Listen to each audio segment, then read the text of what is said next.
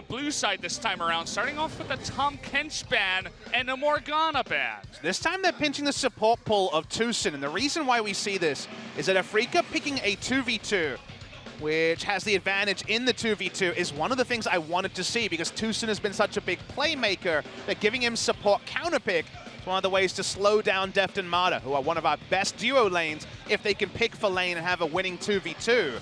So we will see Afreeca roll back the mid lane bans. On the red side, they're trying to force KT to first pick Taliyah and give up something like the Olaf or the jungle matchup, actually lose out in other roles. So KT respond, not as we expected by banning AD carries. They say, we need to keep the AD carry pool bigger because we don't want to first pick an AD carry.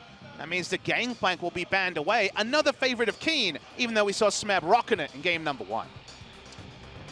Well, a couple of supports that can keep your AD carry alive, and Afreeca decide to mix it up here and go with the Xayah ban instead of an Azir.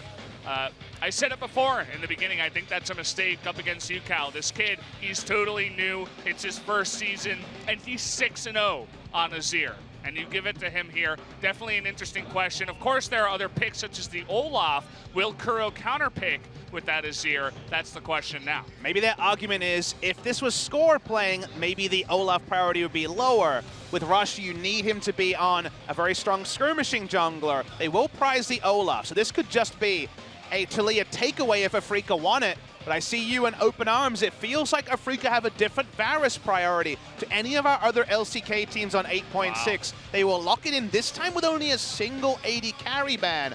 And it is a self-counterpick in many ways, given how good Olaf is into the Varus compositionally. Let's see if Afreeca take away the Taliyah on the red side. Azir is open as well, and it's a big pick for both mid laners.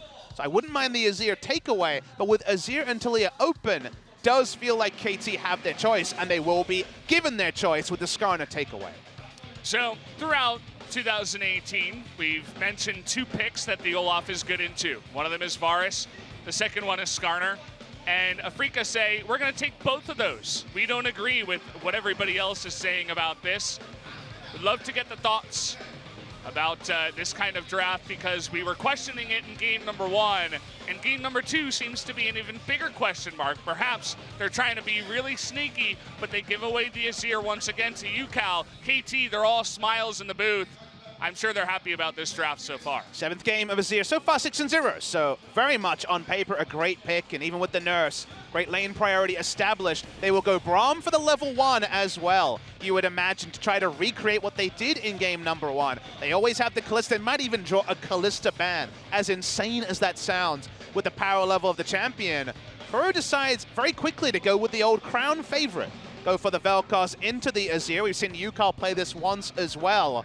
It is a good laning matchup, but you don't have priority in the matchup outside of maybe level 5, when you can get 3 points into your Unraveled Earth, the W, and just push the lane momentarily. In general, there's always the all-in potential from the Azir as well. So will this actually shut down the Olaf? And the mid lane priority KT were able to establish in game 1? My first thought is no. Yep, the Olaf gonna run straight at that Vel'Koz as well, but we're here into the second ban phase. Let's talk about this. Kalista being taken away from Def this time around. You don't want to Braum in your face. I think that's a good ban. Thresh going to be taken away from Tucson, as with already 2 support bans on the Rift here, they can go ahead and ban 2 more if they want to take that away from Tucson. Curious that we haven't seen Rakan picked up by Tucson yet or banned by KT with all the support focus. Looks like they're just going to go ahead and take the Alistar away again. Maybe they just feel like Afreeca wouldn't run a Varus Rakan lane into Deft and Mata because of how strong they are in the laning phase.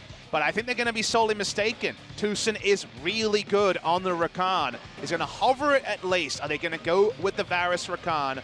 Varus, a very strong laner, even though his build path is what really has caused him to tumble down the priority list. They will take the Rakan for a secondary initiator and frontliner. KT Rolster, will they go Ezreal here and just go for very safe 2-item spike? They'll be confident in the Olaf and the Azir to bridge them. And the Camille is available as a blind pick top laner if they want it. You talked about Kai'Sa. Bringing back the Kai'Sa. It went through picks and bans in game number 1. Be cool to see it. If they're going to actually go for it, will they lock it in? Dev's first Kai'Sa game doesn't come, and it is the Ezreal for the more reliable laning phase. Now, you mentioned it before, it's the Death Smirk once again, just trolling us. Everybody that is watching the game. I wanted to see the Kaizo once again. And Mata looks like he might be doing a little bit of trolling himself, as they're thinking about top lane picks here for Smeb. What's it going to be? The Camille is open. It's just so obvious, Valdez. It was always going to be what they were going to hover, and they go Ezreal and Camille, the safest and strongest choices with their options open. We've seen the attempt to run the Conqueror Renekton into the Camille. It certainly can work. He sees the Hexa ultimatum and says, I got my ultimate, I'm ready to go. But how about another skill matchup? They need to find a win in the top one way or the other. A lot of our top laners spamming Conqueror Jax in solo queue. Oh. This is awesome. Okay, we will see the Malphite. This has been played in the LPL by Gimgoon. You can actually run Trinity Force Malphite into Camille and win the 1v1. It is also a secondary initiator. This is where Afreeca finally can show us what the extra preparation has brought. The LPL special comes out. It's Malphite top against the Camille. When you get into semifinals, you have to have trump cards when you come into this. And Afreeca, we mentioned it before, what's going to be the sneaky pick they bring in? What are the coaches going to plan for this matchup? Turns out to be Malphite into the Camille. It looks like they read it really well that the Camille would come out as well. It was almost an insta-lock into the Malphite. But they don't get the value you traditionally expect. When we saw it in LPL and other regions, it was against a Varus. It was against a less mobile mid laner. In a reverse situation, the Malphite would be very strong against Vel'Koz and Varus. This is very strong for the 1v1. And of course, with summoners down, with abilities down, Malphite can still engage, but you don't have the reliability of engaging against a no-escape other laners. It's purely for the 1v1, and because Malphite does very, very well against the Camille. Certainly they do have a lot of pick on their side. The Rakan, Skarner, Malphite is going to be looking to engage head first. We'll see if they can actually do that, but lots of slippery champions on the side of KT. You got the Camille, the Ezreal you mentioned, and even the Azir can be in your back line or way in the back, just poking away. So Afreeca gonna have to try to get into that back line with the Malphite, the Skarner, and again, Kuro on the Vel'Koz. Only 1-0 on that pick so far. And Mowgli comes off the bench. He got to watch Rush in game number 1. That was Rush with a paddock. Can he actually slow down Rush and actually make him accountable in game number 2? He absolutely needs to, and let's see if he can do it. Let's jump into game number 2 right now.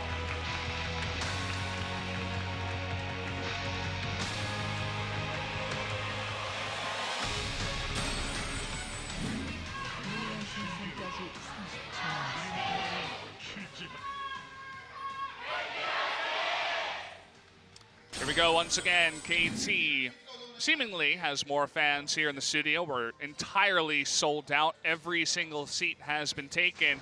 And once again, Rush looking to get aggressive. Mata out of vision is moving in with Rush and Smeb on top of Mowgli, trying to get onto the Spire. He was there so early. Mowgli was expecting Braum to be the first person forward. So it's just going to be a Spire access. And I guess Deft was able to poke the bone plating out of Tucson. Nothing pilfered just yet. Is Kleptomancy coming through from Deft this game. Now, I want to talk about runes a little bit on this top side, but we'll slow down as for now Deft is being forced out of bot lane. This is spotted on a ward. Okay, nice ward from Afreeca. They spot the late invade top side, so we're trying to warp the level 1. The fact that we're going to see Camille get to lane very late, Malphite spots it, it would also have been an indicator, but a lot going on in the level 1 in this game. This time, they have less vision on their own camps. We'll see what Azir wants to do. See if Rush will put down... So Yukao will put down a late ward on one of their own camps. But he's going to push up and watch Kuro.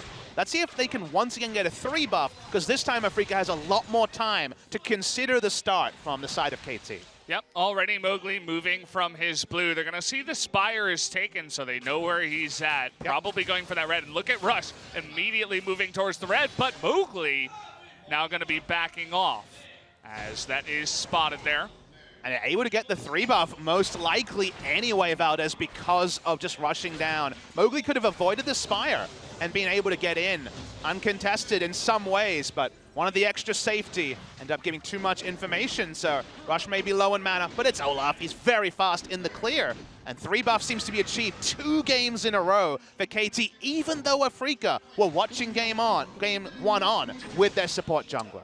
Yeah, you mentioned how it's not all Rush, it's KT playing around Rush, and certainly once he gets a lead in the jungle, he runs away with it. He rushes down the objectives. It's going to be interesting to see what he can do on the blue side. It's a little bit easier to go into the Dragon, take it very early on the Olaf when you're on red side, but this time, just going to start with the 3 buff. I want to see where he goes from here.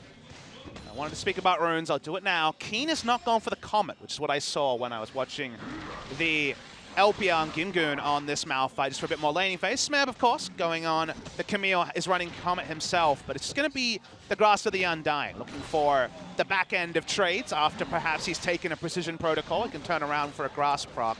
So a bit heavier into Resolve. Might be taking Chrysalis, of course, a very popular rune on most top laners. But going to be a little bit less mana regen available.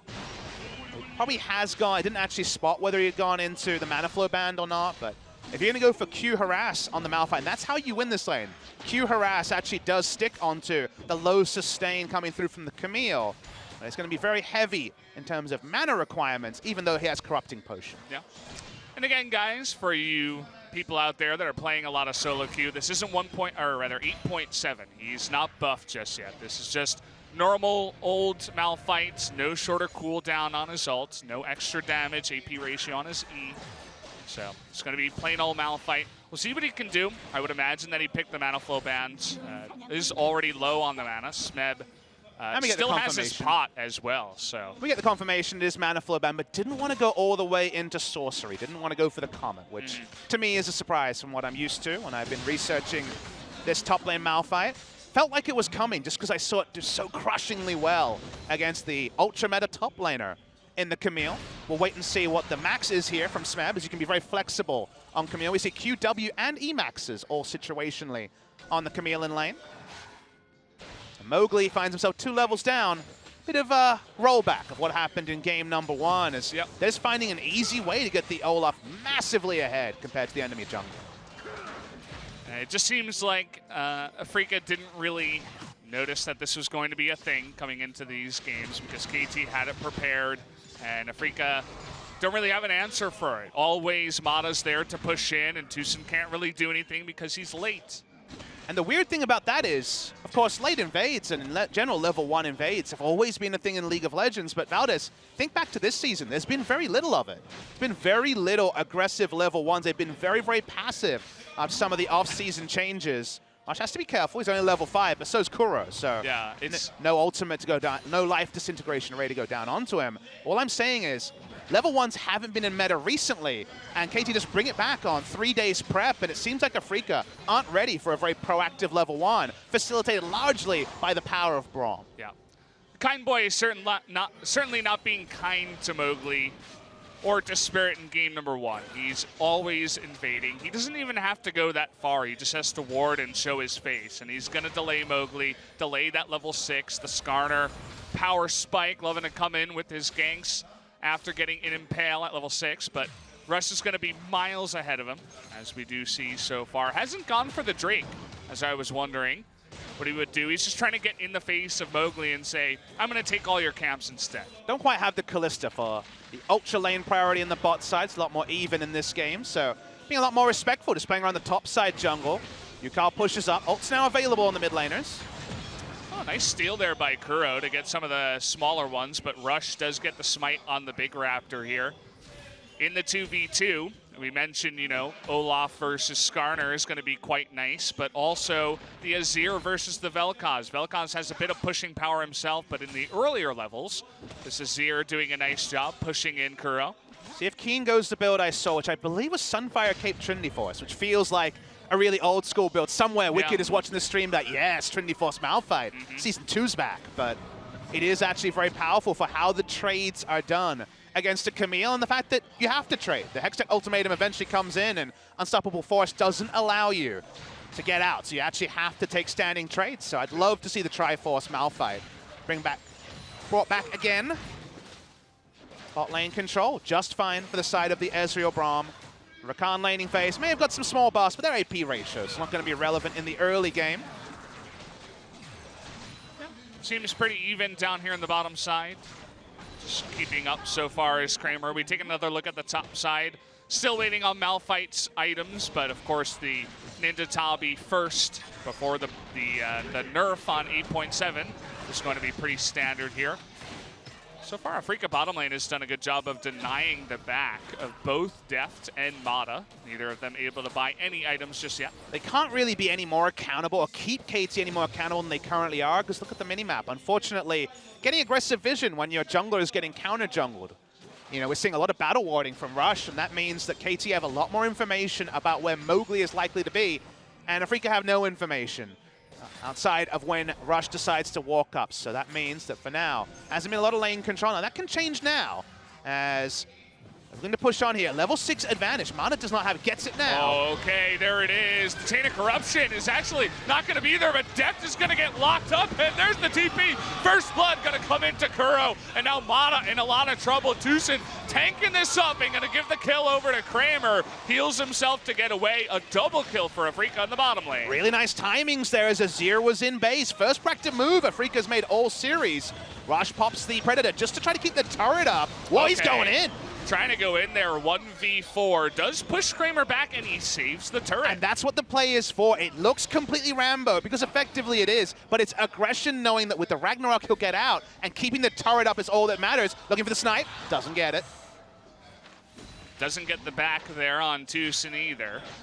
Extending the laning phase is very important for Rush. That's why he probably got the call from Mata or Deft saying, we need the turret up, because Ezreal is always about deciding when you rotate. 2-item Ezreal shows up in other lanes, not tier Ezreal still working on his first completed item. They need the extended laning phase to get the Ezreal to the point of power where you want to wield him in other lanes, and that's why Rush has to use his Flash, Predator, and Ragnarok to keep the turret up. Yeah. We watched the replay here. Azir's in base, a great timing from Kuro. Remember that Rush was there for a lane gank and also a counter gank, but had no mana, so eventually just went for the recall. Great timing from Afreeca. Awkward that Kramer took the aggro in this. He actually had to use his heal to get away from it. But the counterplay is there for KT. Legit counterplay, if I was going to say it myself. They do steal away a blue buff. Yeah, they get that, so we'll see Keen come down and ward the enemy blue buff, as, of course, they were on a control ward in there. Definitely going to help out up against the Vel'Koz, who is mana hungry. We'll see if they make a play up towards the top side now. Going to take the Spire here and perhaps make a move towards this Rift Herald or the blue even. Welcome back, Rockman. Back from Marin, last playing the Malphite. That was a loss. That wasn't a great game from Marin. That was Summer Marin. We don't talk about Summer Split 2017 Marin, but spring season he was pretty good. Count steal, nicely done. Afreeca will get the blue buff onto Kuro. Yep, got to get that blue for the Vel'Koz. It was nicely spotted on the control ward in their own jungle, and they do get that down. Yukal once again ahead in the lane. The lane dominance with the Azir early on, and the poke that you have even after all the nerfs is still very good. And it seems like he's doing a good job with that undefeated pick for himself that I was very surprised that they gave over to him once again. But we should remember it's, you know, basically at the time a one-wave lead against someone who roamed on you and got involved in 2 kills. So it is still going to be Kuro who we give the benefit of the doubt in the early game because of his great TP timing. Rush is back bot lane. They know Skarner will be available if he was bot side. They don't know where Skarner is. We know he's recalling, but seems like Afreeca just disengaging in the bot side. Notice that Smeb doesn't really have too much kill pressure up in the top side. The Bombi Cinder and the Ninja Tabi are so good against this Camille. And that's what you think about. You have that rock shield, you have that passive, and it's all about Camille taking a cheeky 400 damage trade as she gets a couple of levels, and then the enemy lane is like, oh, I can't do anything. Malphite maxing Q will get a Q in, he gets an auto in, and he also takes reduced damage on the trade, because it's roughly the same cooldown on his passive that there is on the hookshot all-in from Smeb. So you actually have a health advantage in trades against Camille that's denied in almost every other Camille matchup. Having a fun tie up here. Smeb actually looking like he missed the cannon there to take a trade against the Malphite, as we said, is not going to be too effective. Rush coming in here and counter jungling, but Afreeca say, okay, I guess we'll just go for the Drake then. Spotted on a ward was Rush moving into the jungle. They expected it and read it, and now they're going to get this nice early Mountain Drake. What happens when bot lane isn't quite as picked for the 2v2. Much more even in this game. When it's Ezreal Braum against the Varus and Rakan. So because of the nice gank bot side, Summoner's still down on Deft. They are trading control of the map rather than just Rush owning the map like he did in game number 1. So the adaptations we didn't see in the 3 buff that Afreeca gave up have still been happening. Mowgli wasn't able to get the turret last time, but Rush is here to kind of keep, once again, this bot lane laning phase going as long as possible. And now I was a little bit surprised that Mowgli did go for the Skarner pick into the Olaf, but so far it's been looking pretty good. Even though he got counter-jungled, got behind, is losing on farm, was a little bit more proactive in terms of the ganks. The Impale spike at level 6 is pretty insane. Still trying to make a move at that bottom turret. They want to get the first blood turret down on the bottom side. But Mowgli and Kuro going to be spotted on a ward. Rush hanging around the bottom side, so this turret not going to go down just yet. Really greedy from Rush. He doesn't have the wards to make this play, so he's going to get invaded. We'll get the red buff anyway, but look where the vision is. Control wards, massive advantage for Afreeca bot side. They've already made a couple of visits to that red side jungle already. Risky to make that, but he didn't have lane backup either. He gets the red buff, he gets out, and crucially, doesn't have to lose a summoner or his ultimate. Very brave in the face of Afreeca's invade. And you mentioned now the 2v2 not looking so great in the bottom side for KT. It looks like finally this turret is going to go down. All of the gold is going to be given over to Kramer, who did rush the Rage Blade. Ooh, big whiff there by Yukal. This is going to be turned around. One more tick, almost does it. Yukal just barely able to get away.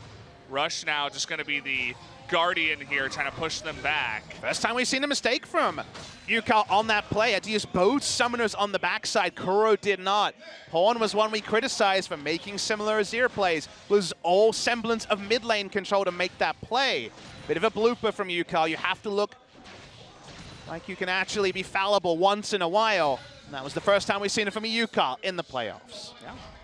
Didn't look nervous at all in his matchups against SKT, his first best of 5, but now they're ahead 1 game and he gets his Azir. And the first time we see him go for a flashy play, it doesn't work out. Let's hope it doesn't affect his mental state as they are behind in this game against Afreeca.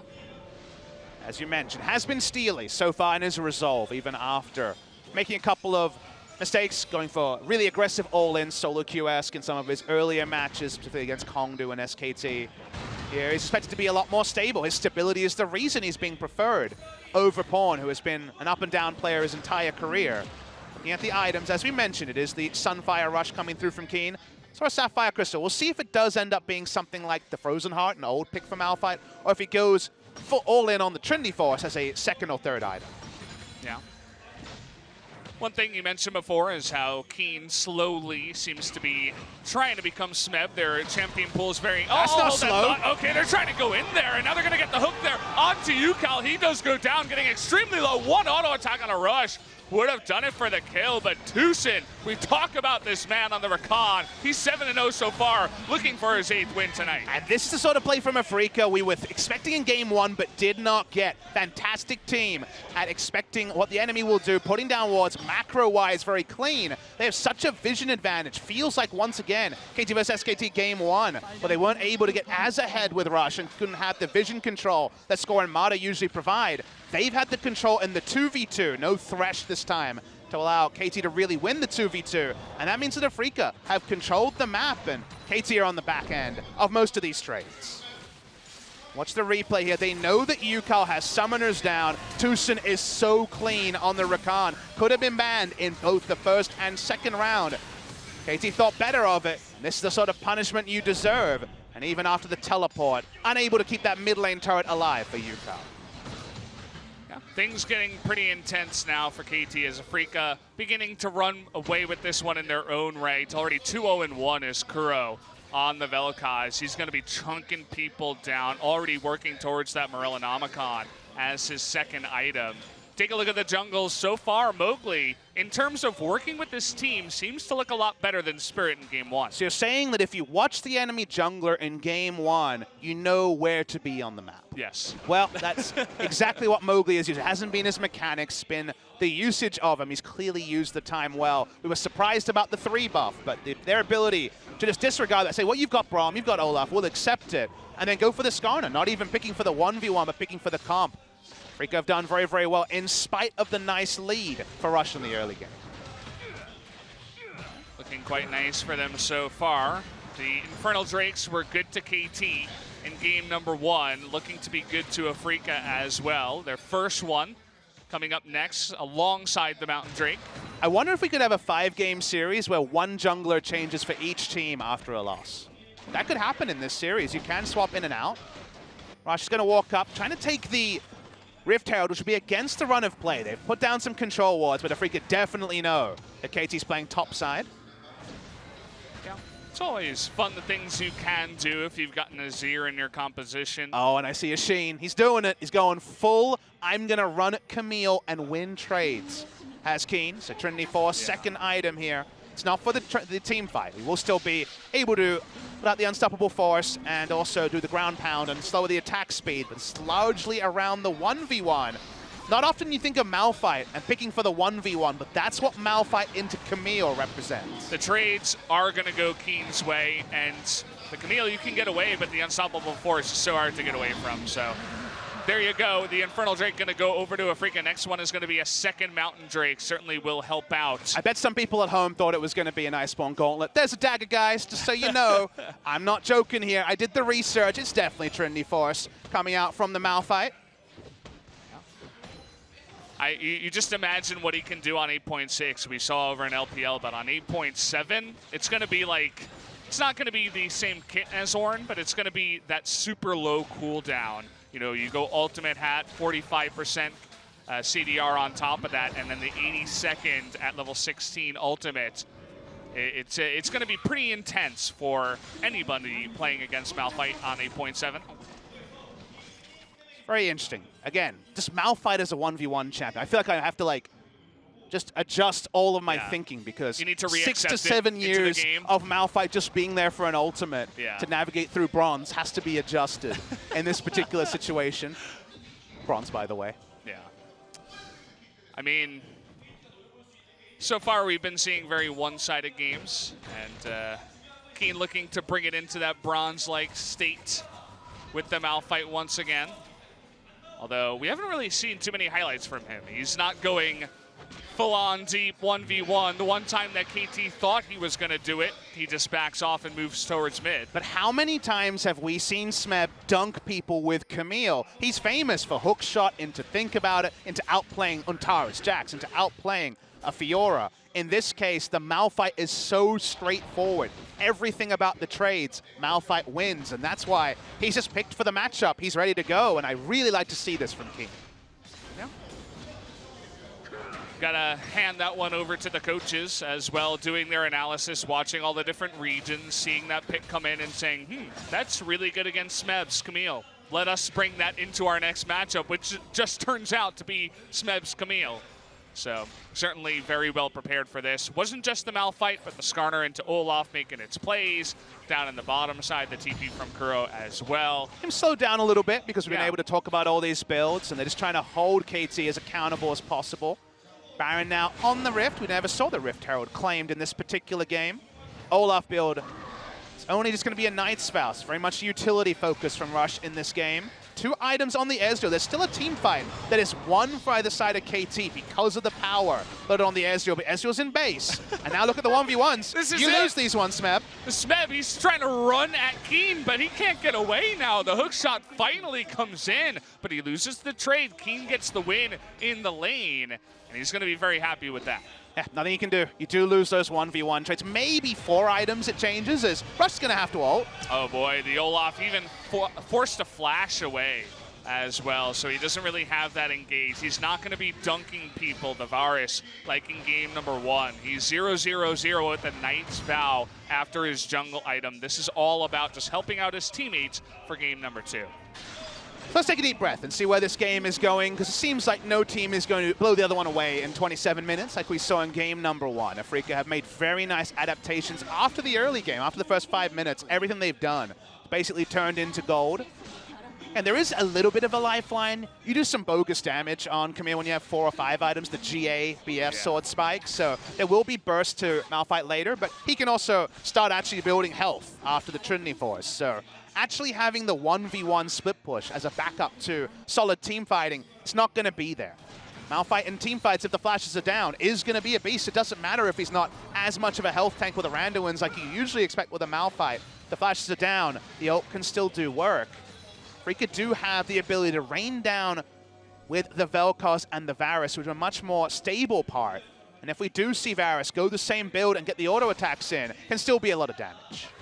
Smeb gonna force this one. There are 3 members of KT down on the bottom side. Keen though, he's Malphite. He just runs away with this ultimate. And Afreeca doesn't look like they're gonna start onto that Baron just yet. Rush was nearby here. They don't wanna go for the 50-50.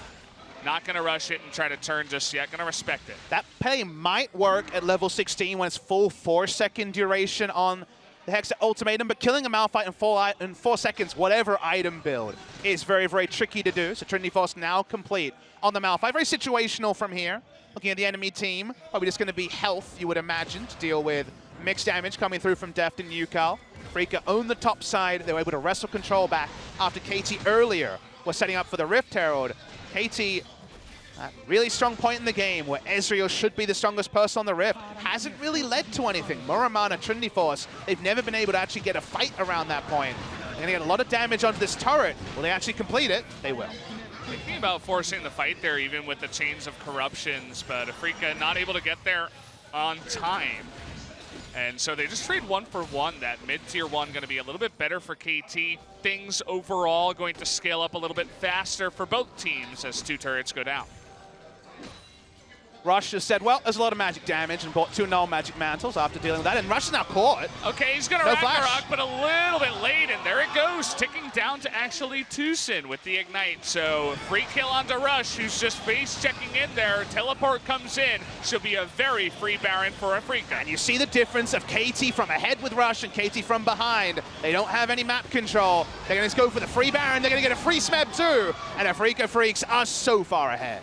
Smeb decides, hey, you bought my buddy Rush, I'll give you one too. Let me give you a free kill. And that's going to be the Baron and the Mountain Drake going to Afreeca. And our prep told us that Afreeca Freecs would be able to look at what KT's tendencies were and adapt. Game 1, we did not see that. But Game 2, and also looking back, KT Rolster had picked for the early to mid game, played around aggression, and just taken leads. They won 3 games in a row because score was in Blank's face and there was nothing Blank could do. In this game, Rush does not have the same priority on the enemy jungler. He's been well held. KT have continued to pick for early. This time Afreeca haven't opted in as much as they did in Game 1. They've also navigated a lot better, and now KT are running around like Afreeca did in Game 1, and now KT kind of look like the headless chickens. Yeah.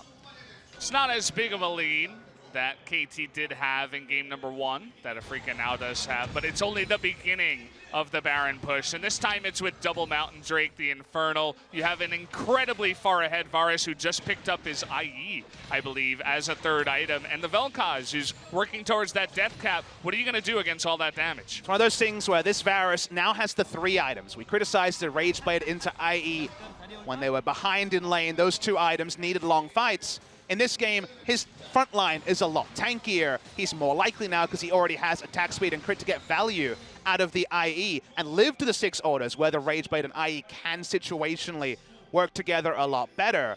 And the adjustment that Afreeca made, remember that this is on the red side and they didn't have to pick it. KT chose blue. I could see Afreeca choosing red again, and once again looking for a counter pick, because counter picking top lane and really stopping Smeb from being unleashed has led to a lot of good news for the side of Afreeca.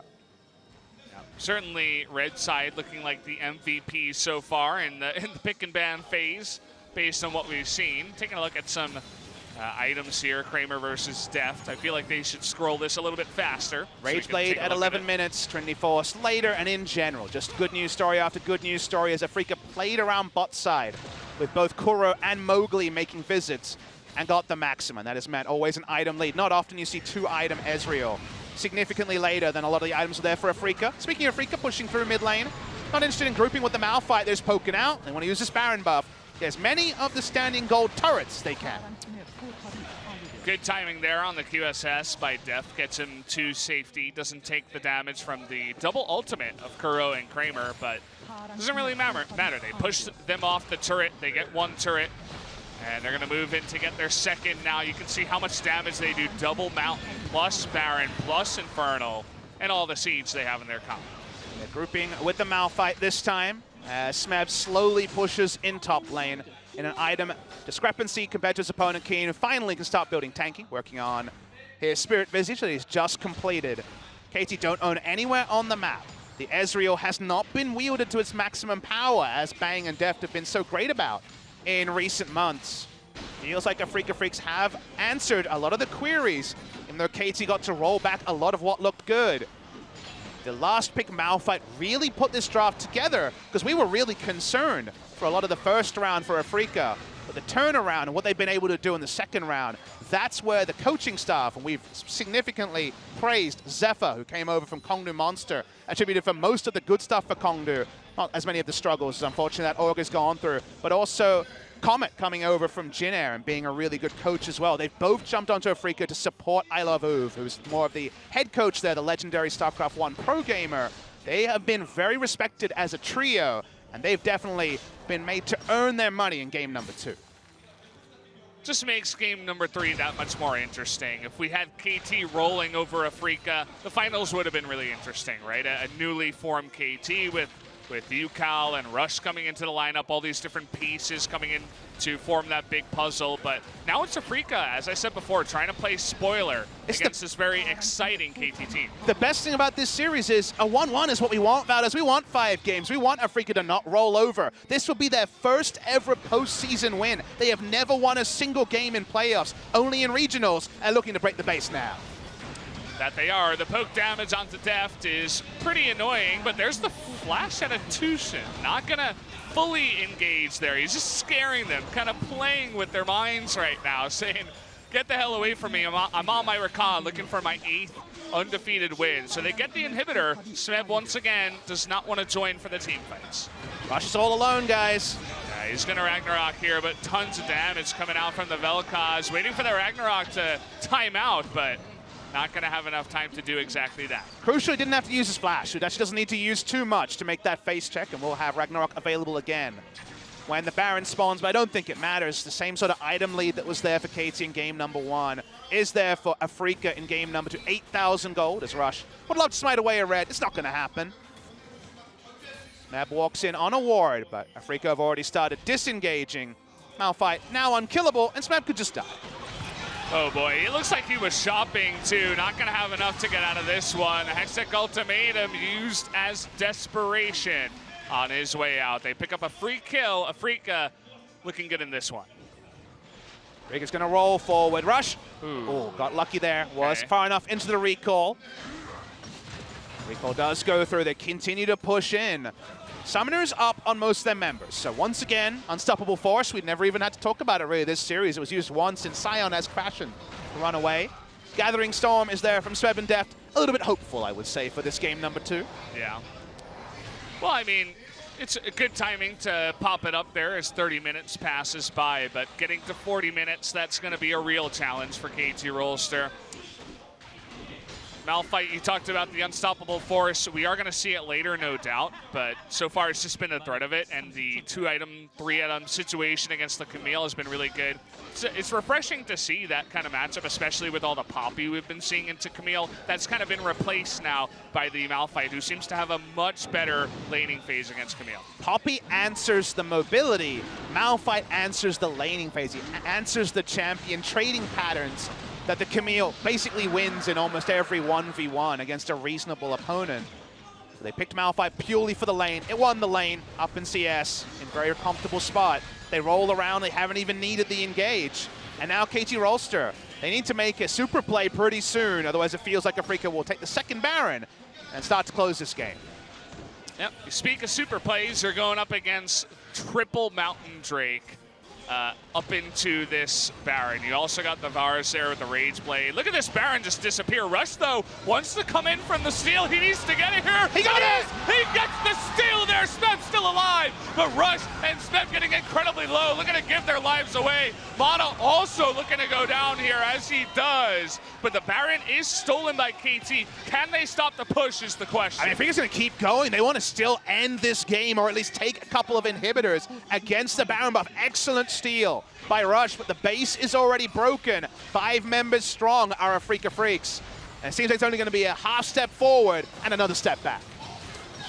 Yeah, they're going to have the Baron minions to help the push, but it's only Deft and Yukal. Now, the Azir is fantastic against the push when you are going into this. You remember 8.1, but it's 5 versus 2 right now. You got to buy some time. Yukal trying to make the big play. Is not able to scoop everybody. He's going to give his life.